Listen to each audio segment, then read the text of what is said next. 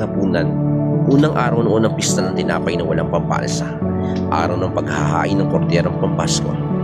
Tinanong si Jesus ng kanyang mga alagad, "Saan po ninyo nais na maganda kami ng hapunang Pampasko?" Inutusan niya ang lalawa sa kanyang mga alagad, "Pumunta kayo sa bayan at may masasalubong kayong isang lalaking may dalang banga ng tubig. Sundan niyo siya. Sa bahay na kanyang papasukan ay sabihin ninyo sa may-ari, ipinapatanong po ng guro kung mayroon kayong silid na maaaring magamit niya at ng kanyang mga alagad para sa hapunang Pampasko. At ituturo niya sa inyo ang isang malaking silid sa itaas na mayroon ng kagamitan. Doon kayo maganda para sa atin." Nagpunta nga sa bayan ng mga alagad at natagpuan nila roon ang lahat gayon sinabi ni Jesus sa kanila. At hinanda nila ang hapunang Pampasko. Kinagabihan dumating si Jesus na kasama ang 12. Habang sila'y kumakain, sinabi ni Jesus, "Tandaan ninyo ito, isa sa inyo na kasalo ko ngayon ay magkakanulo sa akin."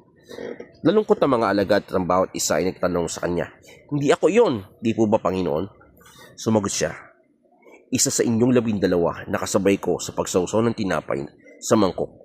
Papanaw ang anak ng tao ayon sa nasusulat tungkol sa kanya. Subalit kahabag-habag ang taong magkakanulo sa kanya, mabuti pa sa taong iyon ang hindi na siya ipinanganak."